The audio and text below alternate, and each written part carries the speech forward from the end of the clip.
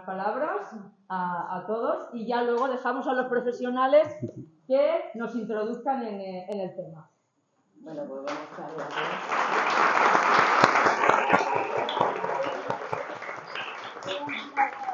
Buenas tardes a todos y a todas. Bueno, cuando Mercedes me comentó que hoy se iban a realizar estas charlas aquí, bueno, pues la verdad es que me entusiasmé en que me invitara porque es un tema que queremos tratar, que es un tema muy importante, con la colaboraciones que nos estamos metiendo con la evolución del mundo, ¿no? Veníamos de un teléfono que metíamos unas monedas para llamar por teléfono y ahora ese móvil es el que controla.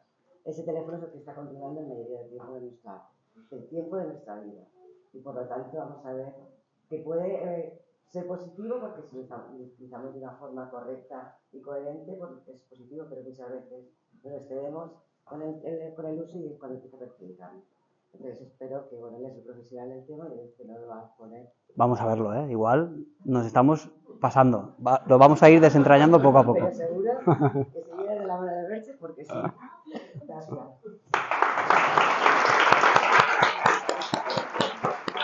Bueno, David. Bueno, pues aquí tenemos al autor de este libro, Por fuera del móvil, y gracias a este libro, estos lindos alumnos y alumnas de nuestro cole han preparado su propia... Adaptación. Su propia Esa es la obra. palabra. Yo voy a leer un trocito, como me has pedido antes. Bueno, la cara de la niña lo dice todo, claro. Los niños, móvil, tablet, jueguecitos, y están así fascinados. Pero luego también tiene otra parte. Es la que hoy queremos poner un poco en relevancia, ¿vale? Entonces os voy a leer un trocito para que os pongáis un poquito en situación. Entonces empezó a darse cuenta de las malvas y rosas que crecían en el jardín del parque, junto a los pinos, y pudo apreciar su aroma, regalándoles una sonrisa mientras cerraba los ojos. Pudo darse cuenta del intenso y hermoso brillo de la luna, mientras brillaba y brillaba, irradiando de una luz plateada los setos y las agujas de pino.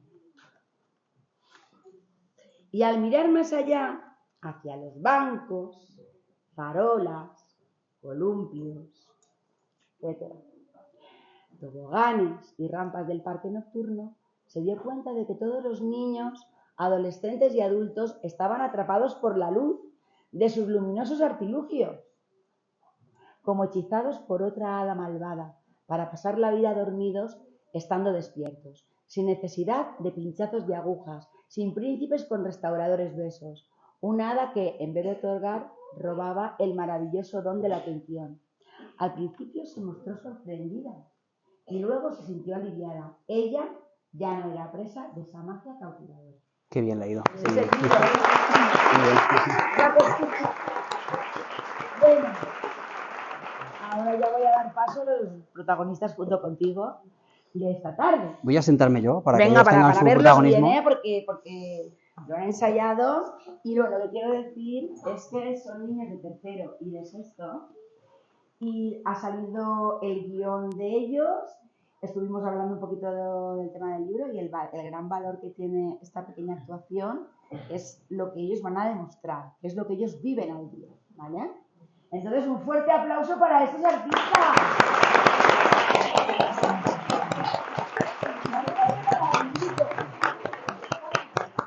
Vamos a prepararnos con nuestras cositas.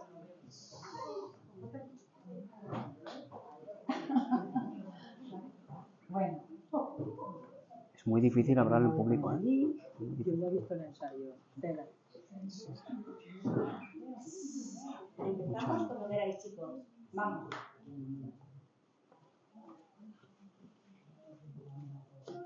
Hola, uy, ¿cuánta gente hay aquí? Pues muchísimo mejor, porque es un día súper especial, porque les voy a regalar un móvil a cada uno de mis hijos. Sí, mamá, porque todos mis amiguitos tienen. Sí, para jugar a juegos y hablar con mis amigos. Sí, así puedo ver dibujitos. ¿Cuándo se lo das? Pues os lo doy ahora. Gracias. Gracias, mami. Gracias. Eres la mejor, eres la mejor.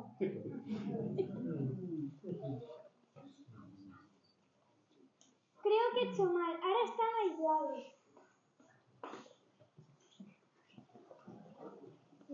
Pues para mí también es un día muy especial porque le voy a regalar una tablet a cada una de mis hijas. Sí, por favor, que todos mis amiguitos tienen. Eso, así podemos jugar muchas horas. Y así mientras yo tengo un poco de tiempo libre. Oye, Nerea, que está muy bien que tengamos tiempo libre, pero mira los que están aislados. Es verdad, no van a poder desarrollar la creatividad.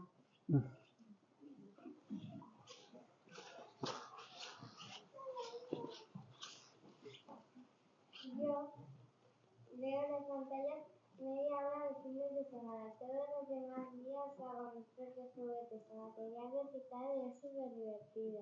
Yo juego todos los viernes a juegos de mesa con mis padres y después cenamos pizza. Es súper divertido. A mí me gusta dibujar y hacer manualidades. Me lo paso súper bien. Vamos, chicas.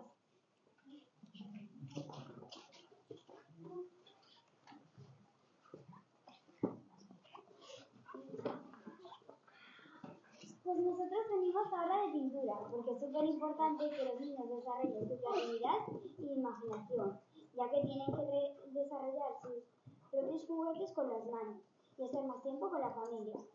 Te queremos, mami, eres la mejor. También es importante irnos de excursión en familia y ver paisajes, ríos. Yo, desde pequeñita, mi madre me enseñó a dibujar y ahora hago unos cuadros súper chulos y los tengo por toda la casa. Muy bien, cariño.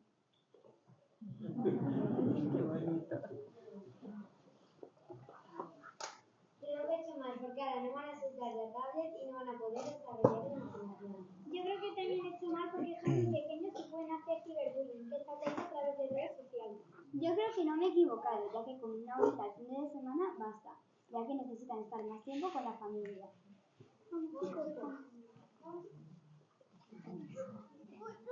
También es muy importante estar con los amigos y con la familia.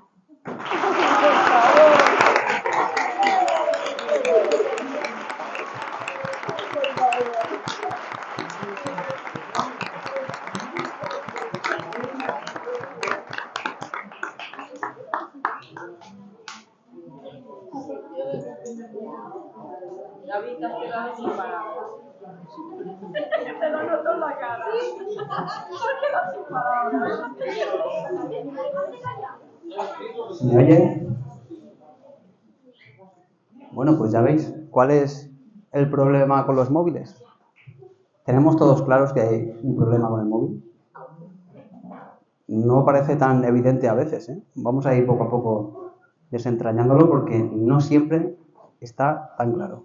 Lo veréis cuando veamos estudios concretos que hablan de todo eso. Todo el mundo tenemos aquí, o los mayores al menos de 12 o 13 años, un móvil en el bolsillo que pesa más psicológicamente que físicamente.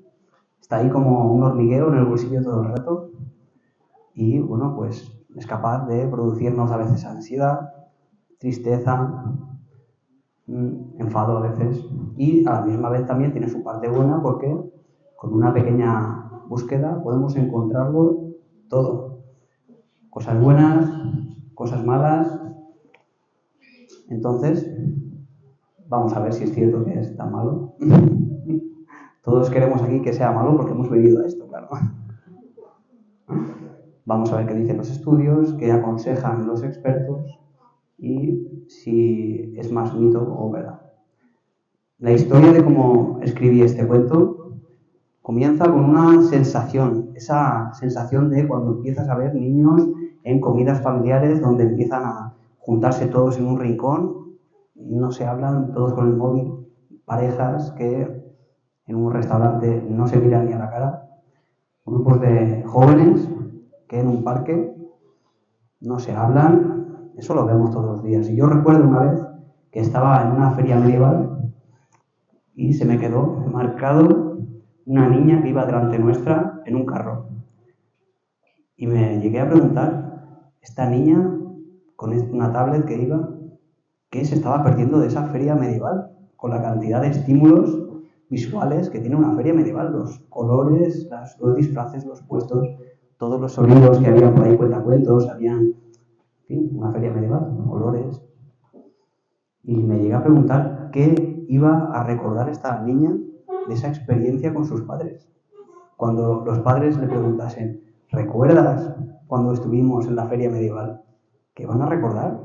¿Qué van a recordar los niños de una comida familiar con sus primos si no han vivido nada? O esos niños que viajan en la parte de atrás de los coches.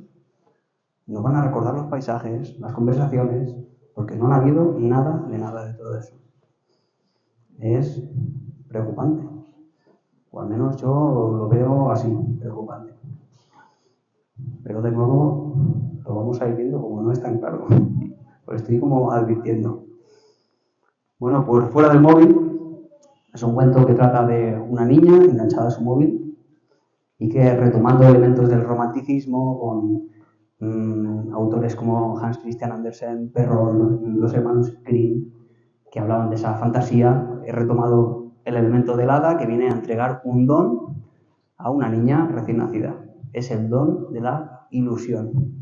Ilusión por las cosas que los niños hacen de pequeños, ilusión por todo, prácticamente entusiasmo, todo lo que viven, lo descubren y lo vuelven a redescubrir 500 veces como algo muy bonito, muy entusiasmante, y por lo que sea por el camino se pierde cuando nos hacemos adultas.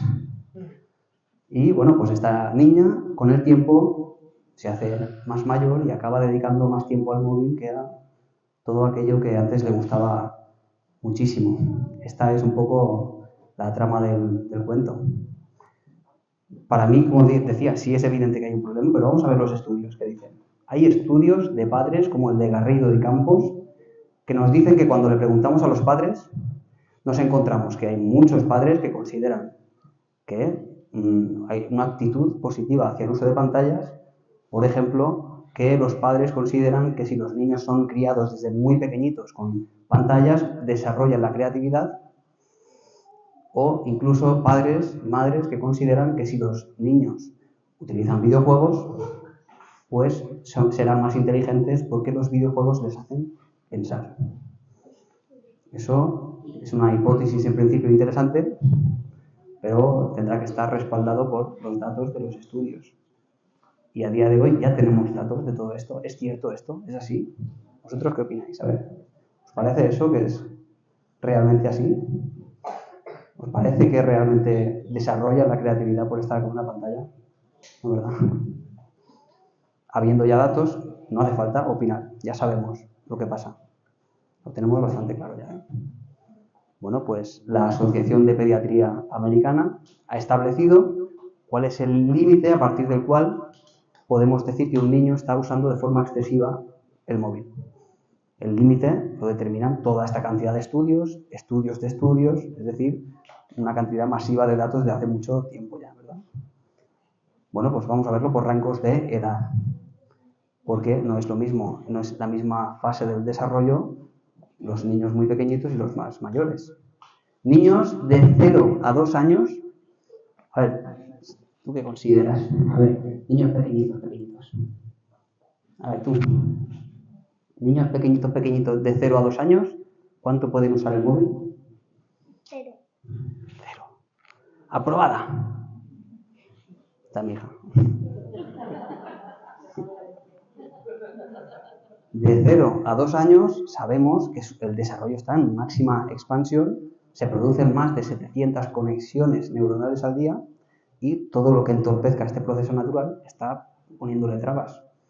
Y hablamos de desarrollo de problemas del neurodesarrollo, a ese nivel estamos hablando.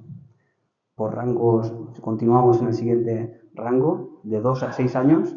A ver, de 2 a 6 años, ¿cuánto es el límite establecido por las autoridades?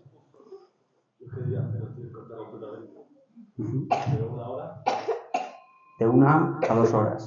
Es lo establecido. Si no pasamos ese límite, no habría ningún problema. Es lo que podemos observar en los estudios. De 6 a 10 años, el último grupo, se ha establecido el límite en 2 a 3 horas del sumatorio de todas las pantallas, incluida la televisión, los videojuegos y ordenadores, etc. Claro, ya estamos, ya veo por aquí sacando muchos números. Claro, porque mínimamente unos dibujitos por la mañana mientras se visten, mientras comen, después el móvil. Es muy fácil entrar en la categoría de exceso. De hecho, la media española de consumo por parte de los niños es de 4 horas al día, excediendo todos los límites en todas las categorías. Incluso el 67% de la población infantil en España está hasta 6 horas al día con las pantallas.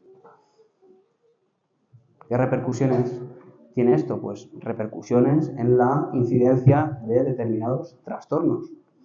Esto lo vamos viendo poco a poco en el avance de más y más estudios. Hay muchos investigadores que ya vienen desde antes, incluso de cuando la televisión, Smurget, Zimmerman, Swin, Tomopoulos, hay muchos investigadores que ya, han ido recopilando todos estos datos, ¿no? Bueno, pues por ejemplo, podemos asumir que está asociado a problemas de la psicomotricidad. ¿Dónde está Loli? Que ya sabe mucho de eso. La psicomotricidad es el proceso mediante el cual un niño muy pequeñito va desarrollando su cerebro en base al movimiento, en base al desarrollo con la búsqueda de objetos, de manipulación de objetos. Los objetos los tienen que buscar, tocar, tirar, empujar, volver a recoger. Todo eso desarrolla sus cerebros. Y un niño que está 4 horas en un sofá con una pantalla no se está moviendo nada. Por lo tanto, estamos incidiendo en su neurodesarrollo. A ese nivel. Evidentemente está asociado a problemas de la atención. Eso es lo más evidente, es lo primero que se vio. Problemas de la atención y la concentración, que claro está, va a estar asociado a problemas del rendimiento académico. Vamos a hablar claro, la atención, padres y madres, lo es todo. La atención lo es todo. Si no tenemos atención, por muy inteligente que sea un niño, no va a valer de nada. Si no es capaz de dedicarse un ratito a algo que no le guste demasiado. Imaginad lo que supone esa saturación masiva de imágenes en movimiento con luces casi estroboscópicas de una pantalla, que es lo que produce. Es que llega incluso a producir cierta tolerancia, el efecto de tolerancia como las drogas. En ese sentido, con esa gran cantidad de estimulación, cada vez el cerebro necesita más estimulación para la misma activación. Eso es la tolerancia. A ese nivel estamos hablando. ¿Cómo vamos a sentarlo a un niño a leer un libro de texto? ¿Cómo esperamos hacer eso después, no? Es complicado. Está asociado a problemas del sueño, problemas del aprendizaje, que también ha aumentado la incidencia en los últimos años, problemas del lenguaje, hasta 6 veces más probabilidades de padecer trastornos del lenguaje. Claro, el niño que está con la pantalla tampoco está hablando, obviamente, en un periodo que es crítico para el desarrollo del lenguaje. En ese sentido, tenemos datos, por ejemplo, con el TESS, el Inventario de Desarrollo Comunicativo de MacArthur. Hemos evidenciado que por cada hora que el niño pasa con la pantalla, puntúa 17 puntos menos en este test. Este test lo que mide es la cantidad de palabras que un niño a los 2 años produce de manera natural cuando es el momento en el que debe de estar explotando esa cantidad de palabras. Bueno, pues fijaos cómo por cada hora con pantallas, problemas de la percepción. Estudios como los de Winterstein, los nombres son... No veáis con los nombres. Han evidenciado que los grupos de niños que se pasan con las pantallas, que exceden este límite, a diferencia del grupo que no, a la hora de copiar dibujos, pues pierden información y además en la ejecución también se ve una deficiencia. Muy curioso, ¿no? Todos estos datos. Vivimos en una sociedad nueva con una tecnología más adictiva que generaciones anteriores. Y eso nos va a tocar convivir con ello. No se trata tampoco tanto de, desestimar la tecnología, ir en contra de ella. Y, nos toca vivir con ella, sencillamente. Más bien es qué vamos a hacer con lo que tenemos. ¿Cómo lo veis esto? Duro, ¿verdad? Hay estudios que apuntan incluso en sentido contrario, un poco en parte. Vamos a dar un efecto mínimamente positivo. Por ejemplo, el estudio de Lineberger y Walker nos dice que cuando tenemos en cuenta el contenido, lo que se enseña mediante las pantallas, sí que parece ser que hay un mejoramiento del desarrollo si el contenido pues les hace hablar, les hace incluso moverse, evidentemente, claro. Lo que pasa que tiene su Parte no tan buena. Si el desarrollo que produce no es superior al esperado por la estimulación directa, pues entonces, claro, no tenemos nada que ganar y tenemos toda la parte que perder en el caso de lo negativo, ¿no? Así es. En España cada vez se lee menos. Se lee de media de 3 a 8 libros al año. Es una media. Habrá gente que lea 0 libros y otros que lean 15. La media está ahí. Hay en otros países una media de más de 50 libros, como es Islandia. Allí se ve que no salen a la calle, hace mucho frío. Pero vamos a decir una cosa muy clara, ¿eh?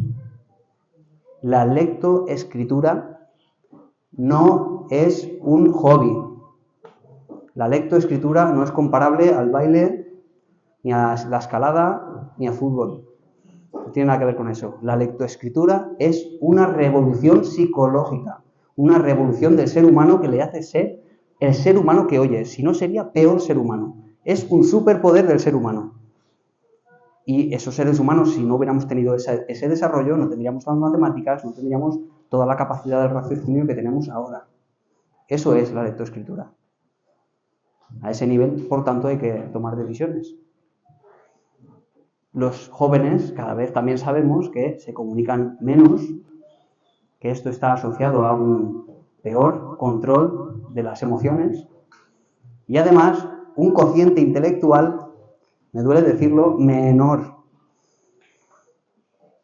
Y esto lo sabemos por estudios como, por ejemplo, los de Vara-Robles se han medido con test como el test de Budinev. Sabemos que la tendencia general de unas cantidad de generaciones anteriores hasta esta ha sido ascendente. Cada vez las nuevas generaciones han sido más inteligentes, o por lo menos el cociente intelectual puntuaba mayor. Hasta ahora, hasta esta generación, por primera vez no solo no ha aumentado, sino que se ha disminuido. Claro, si tenemos en cuenta que valores como la atención se han visto afectadas, valores como la memoria de trabajo, pues es evidente. Vemos por dónde viene, claro. El desarrollo es algo natural en el cerebro de los niños, se produce sin hacer nada casi. A no ser que pongamos trabas a ese desarrollo. Y una pantalla es una traba a ese neurodesarrollo natural. No significa esto que sea causa de trastornos mentales ni del desarrollo, no es eso. No es causante, nada causa nada. Son solo factores de riesgo. Pero evidentemente si van aumentando la cantidad de estos factores, van aumentando también la incidencia de ciertos trastornos. Y por lo menos, si no nos da miedo los trastornos, sí que es cierto que si estamos abusando de pantallas y no estamos dando estímulos adecuados, no estaremos jamás desarrollando el máximo potencial de los niños, independientemente de que hayan o no trastornos. Eso va a ser lo de menos. Yo cuando investigué todo esto hace 2 años, para empezar, tomé una decisión que me hizo cambiar algunas cosas. Por ejemplo, decidí que durante 6 meses no iba a estar en las redes sociales y no iba a utilizar móvil inteligente. Fue una experiencia muy interesante, un experimento, vaya. Y bueno, pues os voy a contar un poco lo que sentí, porque fue muy interesante para mí. Para empezar, esa presión psicológica en el bolsillo de a ver si tengo una notificación persistió durante días, pero al cabo de pocos días no llevaba móvil, imaginaos. Hoy en día, eso es. Al cabo de unos días, bueno, pues empecé a sentir que tenía tiempo para todo, claro. Empecé a tener tiempo para reflexionar, para pensar, para escribir. Eso me llevó a escribir el cuento este, y no solo el cuento, sino una novela en 6 meses, la escribí, el borrador, vamos, súper rápido. Tenía tiempo para dibujar, para pensar. Claro, pensar es lo que hacemos, ¿no? Cuando estamos en la cola del supermercado, en el ascensor, es como una huida, para no pensar, para activar de forma pasiva el cerebro. Estamos huyendo de pensar, de observar el entorno. ¿Qué nos pasa con ese scrolling? Nos vamos haciendo adictos a eso. Claro, imaginad los niños, los adultos tenemos lo nuestro, pero es que nosotros tenemos el cerebro desarrollado, los niños no tiene nada que ver. Podemos estar 7 horas al día los adultos y tendremos nuestras consecuencias, pero no tiene nada que ver, absolutamente nada que ver. Y también tomamos otra decisión muy interesante, que fue dejar de ver la televisión durante las cenas, que era cuando veíamos la televisión. No veíamos la televisión en otro momento, no había otro problema. Y bueno, pues de nuevo, otra experiencia maravillosa. Ahí está mi hija, lo puede decir. Jugamos, contamos historias y es pesado a veces. Claro que sí, llegas cansado de trabajar y no te apetece reflexionar y pensar y todo eso requiere una cantidad de energía, de glucosa en el cerebro, ahí la maquinaria a tope y no te apetece. No te apetece nada. Pero hacerlo es muy positivo para nuestros hijos y a ellos nos debemos al final como padres. ¿Verdad? Y curiosamente, además, pensar el patrón. Por lo menos os voy a contar lo que a mí me pasaba antes de dejar de ver la televisión. Claro, pensad, ¿no? Ponemos los dibujitos por la noche para cenar a los niños. Tenemos niños absortos completamente, bien, no molestan, genial. Pero claro, si somos nosotros los adultos que queremos ver una película o una serie, vamos a tener niños que no quedan absortos, que requieren la atención de los padres, por lo tanto la trama principal de la serie o la película no la vamos a seguir, van a haber disputas, por lo menos lo que me pasaba, ¿no? O sea, vosotros, pasaba eso, yo veo por ahí muchos sí, ¿verdad? Pasaba un poco eso, ¿no? Es algo completamente normal. Bueno, pues entonces la experiencia fue muy positiva. Bien, hasta ahí, todo bien. No sé si vosotros habéis experimentado alguna vez a dejar de ver la televisión, pero os lo recomiendo.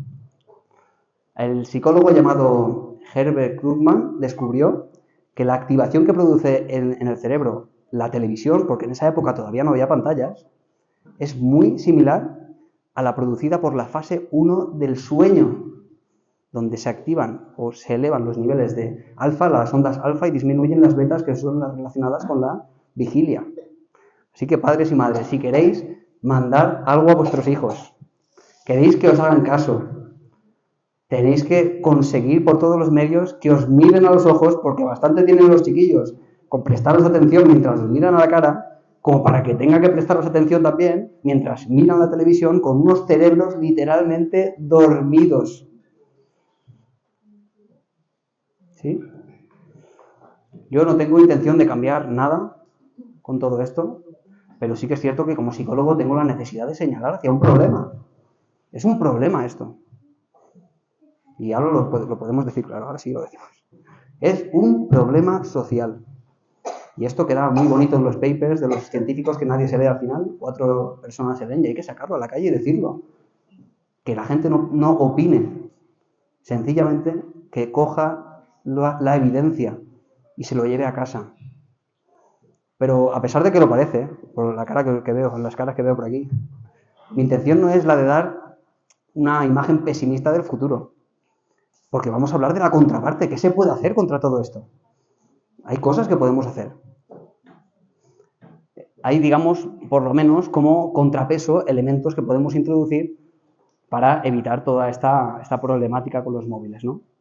¿Qué ocurre en el cerebro de un niño cuando aprende a leer? La escritora Blanca Calvo dice, se aprende a leer por las orejas. A mí me encanta esta interconexión entre escritores y científicos. Yo como escritor y psicólogo me gusta mucho, sobre todo cuando coinciden, ¿no?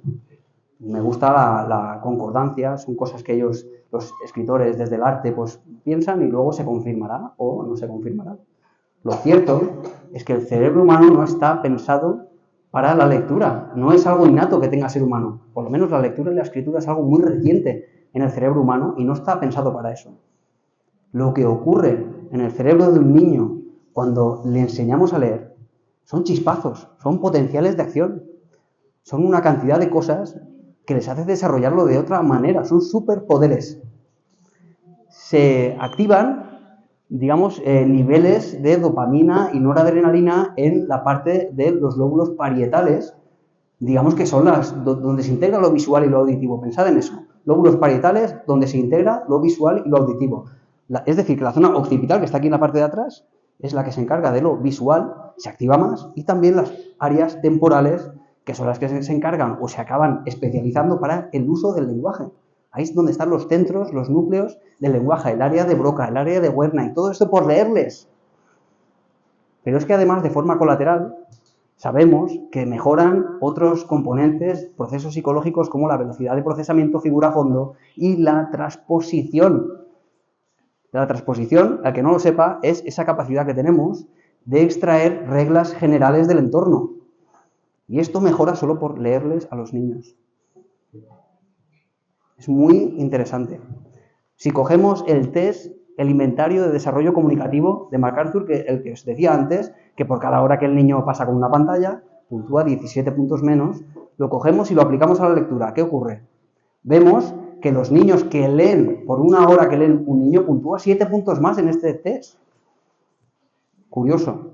Podemos contrarrestarlo. Es la evidencia científica que nos dice que podemos contrarrestar el uso excesivo de pantallas, aunque suceda. Lo podemos contrarrestar con otros elementos como es la lectura. Es un superpoder. Vamos a dejarnos de rollos. No es un hobby. No se trata de un hobby leer ni escribir. Es el superpoder de los seres humanos. Eso es, leer y escribir.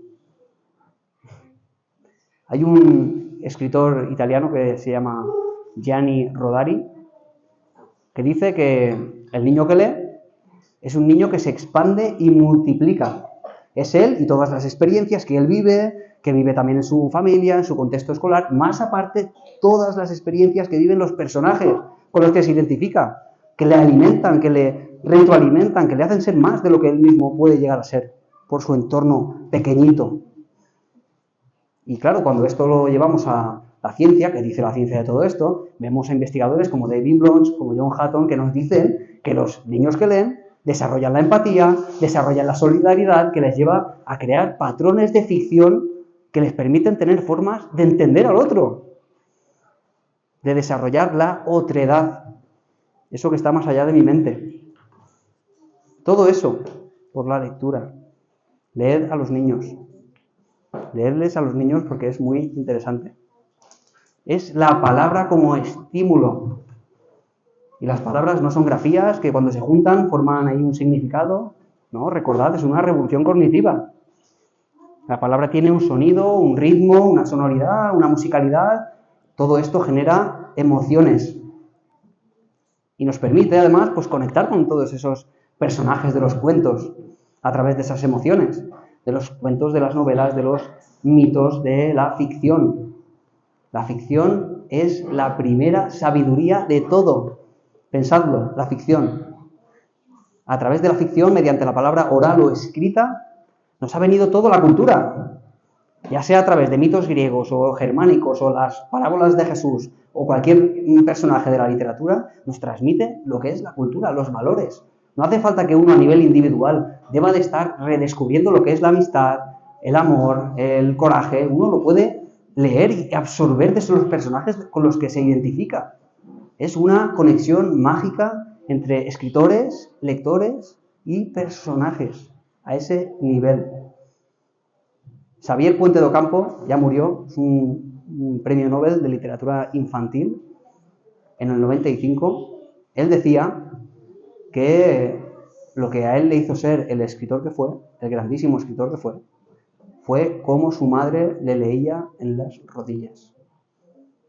No toda esa cantidad de técnicas que aprendió, herramientas que le llevaron a escribir buenas tramas, buenas estructuras, todos los premios que ganó, las conferencias, todo lo que vendió, todo eso no le hizo ser el escritor que fue. Fue el cariño con el que le leía a su madre, la ternura. Así que yo os digo, para contrarrestar todo lo que tenemos y todo lo que está por venir, la tecnología, leed a los niños. Leed a los niños. Muchas gracias a todos por venir.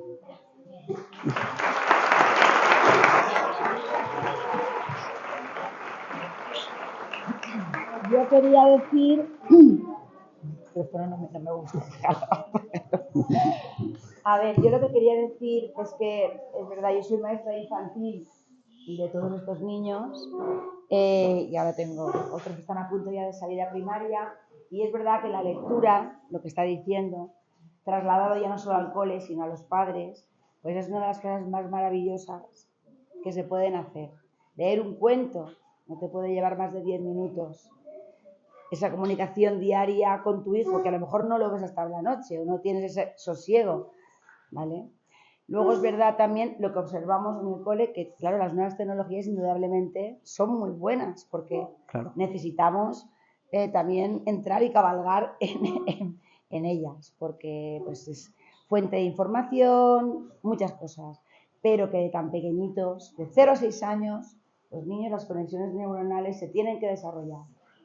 Entonces, yo soy una fan del dibujo dirigido, porque además luego las letras enseguida cogen la leptoescritura, como tú muy bien decías, y lo hacen como rápido, sin cartillas de lectura como antiguamente y demás, ¿no?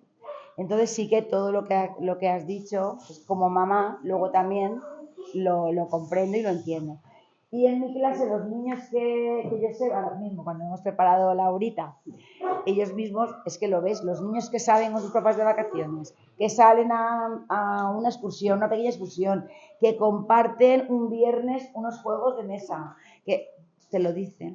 Sí, y la experiencia es diferente. Sí, y eso no significa ni que los quieras más ni menos, porque... No. Pero es verdad que sí que los papás tenemos que reflexionar sobre los ratitos que pasamos con nuestros hijos. Porque si tú lo cuentas contando 10 minutos, cuando llega el domingo, ¿cuántas horas he pasado yo con mi hijo? Pues nos hemos pasado seguro. Ya ves la media que lo dice, ¿no? Hay que contar. Y yo creo que algunos a lo mejor no están ni 2 horas. Fíjate, por circunstancias de trabajo o X. Pero ese ratito, pues yo, la reflexión de hoy es solamente... con que se queden con la cosa de que ese ratito dibujando, excursión, te vienes al gimnasio conmigo, vamos a dar una vuelta, te cuento un cuento, es muy importante, ¿vale? Así que muchas gracias, David.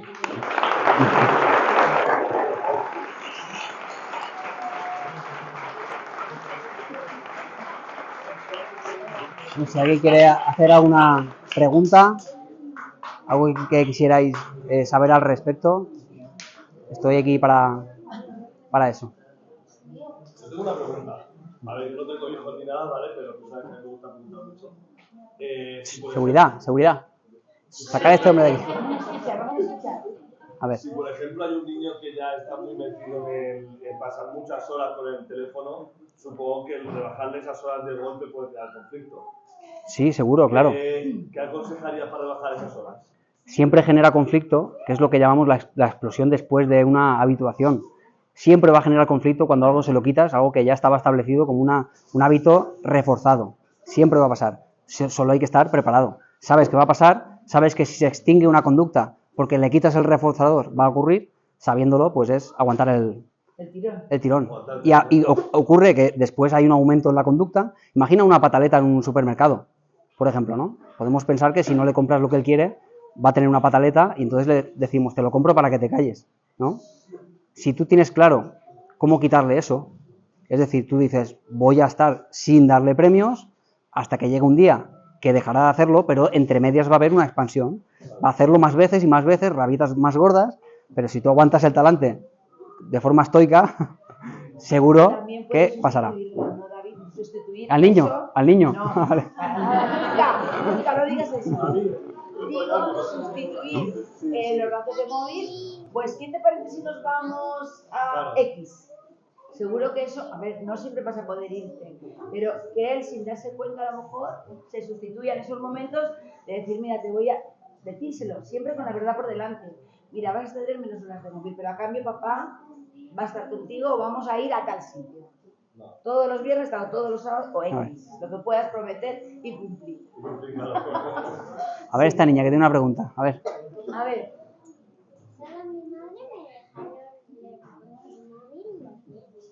Los viernes, muy bien. Mira qué bien ha dicho, dilo fuerte, cariño. A ver. Solo mi mami me deja los móviles el viernes. El viernes 24 horas y así, pues la media da igual.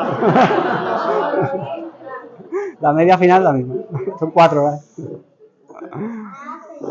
¿Tenéis alguna pregunta más sobre el tema? ¿No? ¿Bien? Todo bien. Veo que estáis todos muy concienciados. Bien, bueno, pues el que quiera, por cierto, he traído cuentos si queréis. Yo soy mejor psicólogo que de marketing, pero bueno, el que quiera, ahí están los cuentos, porque los tengo ahí a la venta. Mi mujer se va a encargar de la gestión económica, es la que gestiona. Le damos un aplauso a David.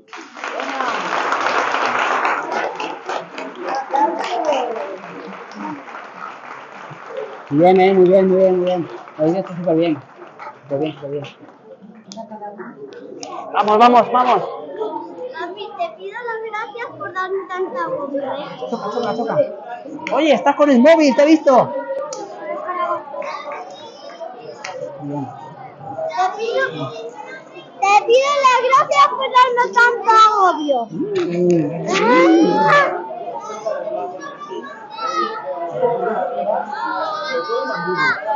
Ya me quería presentar, ven.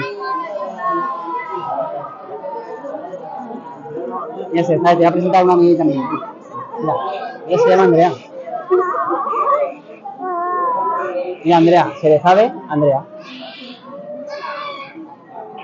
Se le sabe, mira, se le sabe, mira, es Andrea. Hazle caso, Andrea, por favor.